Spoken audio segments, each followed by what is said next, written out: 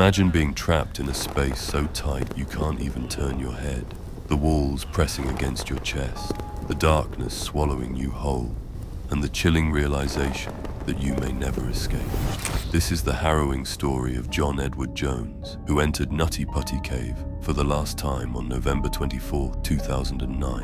What began as a thrilling expedition turned into a desperate fight for survival, one that would haunt the caving community forever.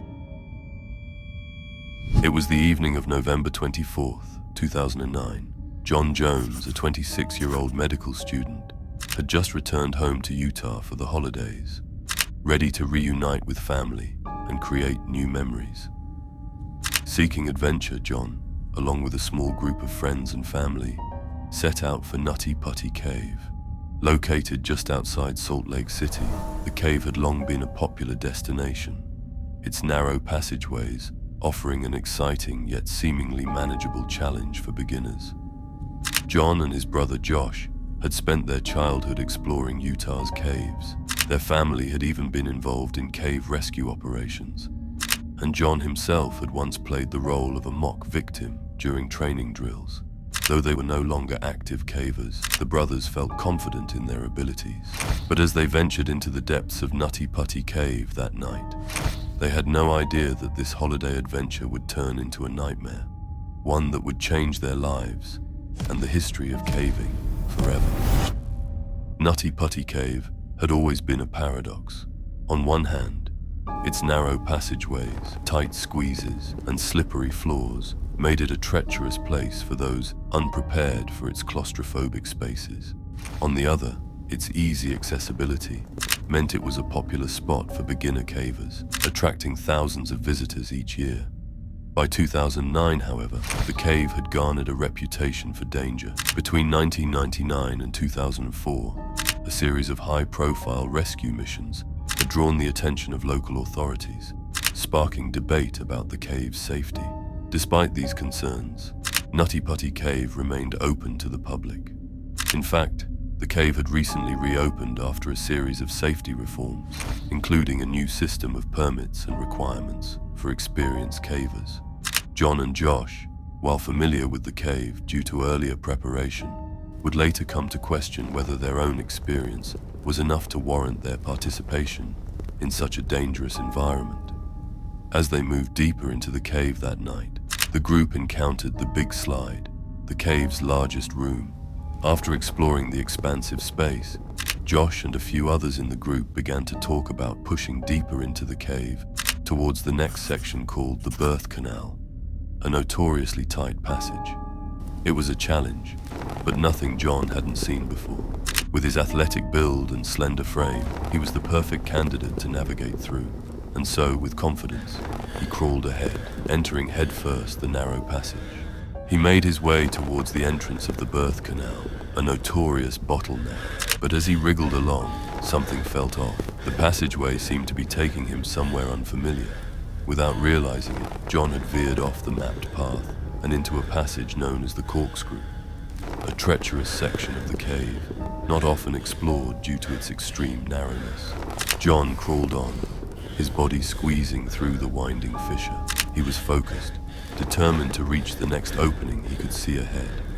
But as he continued to push forward, the space around him grew smaller, the walls pressing against his chest, his limbs pinned in unnatural positions. Before he knew it, John had reached a point where he could go no further. His body, wedged between the rock walls, was now trapped in a small fissure, just 10 inches by 18 inches, not much bigger than the laptop screen you're watching this video on now. His chest had expanded, but the tightness of the rock prevented him from moving, and he was stuck, completely stuck. Panic rose within him, and he called out to his brother Josh. The cavern echoed with his desperate cries.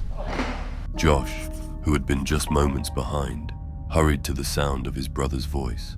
He hesitated, his heart pounding in his chest. His brother's frantic yells echoed through the narrow passage, each one sharper and more desperate than the last. They were not a good sign, not at all. Swallowing his fear, Josh turned back into the suffocating tightness of the cave. This time, he went feet first, inching his way through the corkscrew path with painstaking care. When he found John, he initially thought it was a small hiccup in their adventure, a story to laugh about later.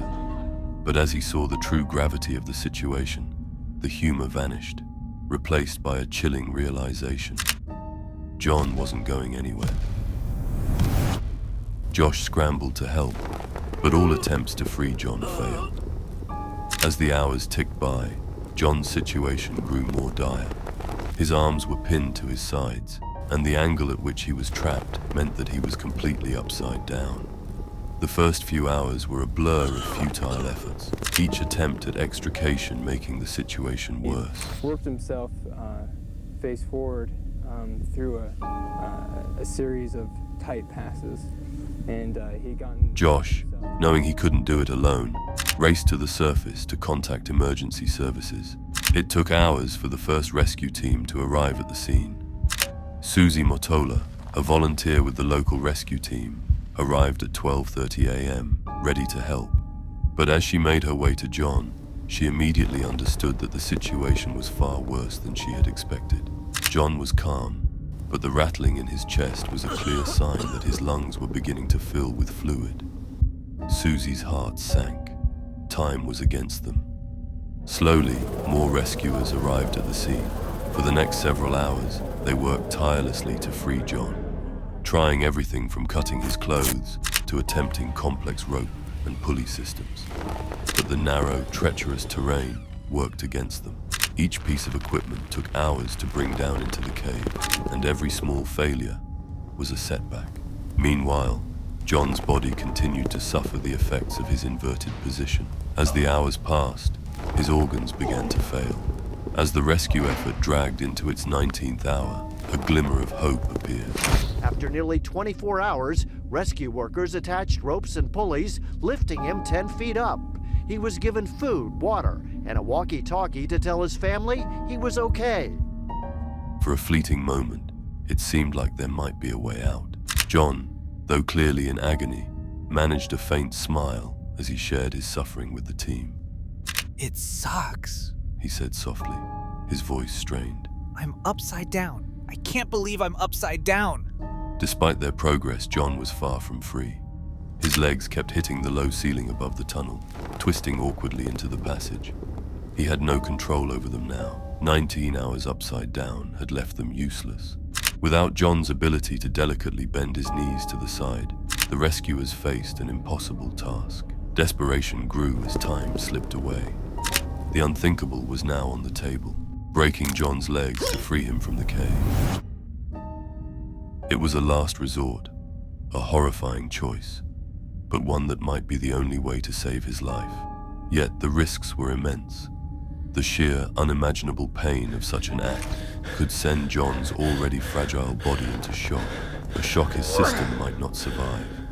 His heart, strained from hours of being inverted, could give out. His mind, already teetering on the edge, might not withstand the trauma, and even if they succeeded, there was no guarantee it would work. The narrow passage might still reject him, leaving him trapped, broken, and worse off than before.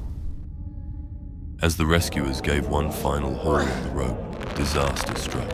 A critical part of the pulley system failed explosively, striking a nearby rescuer in the face and knocking him unconscious. When he came to, disoriented and bloodied, all he could see was dust and darkness. It took him several minutes to grasp the terrible truth. They were able to pull him to a more comfortable position for a short period of time and even provided him with food and water. But then equipment failed, and they were back to where they started. By now, John had gone into cardiac arrest. He was barely breathing. In a last-ditch effort, they squeezed into the tight cave to try and tie another rope around John's waist. But they got stuck too, and had to be pulled back out. A doctor was brought down to check on John as best as he could.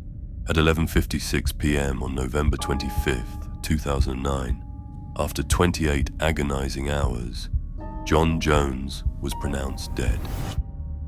In the wake of John's death, his family released a statement honoring his life. John's death also led to the permanent closure of Nutty Putty Cave. The entrance was sealed, and the cave was left as a haunting reminder of the dangers lurking beneath the surface. John's remains were left inside, a tragic testament to the perils of cave exploration and a cautionary tale for those who dared to venture into the abyss.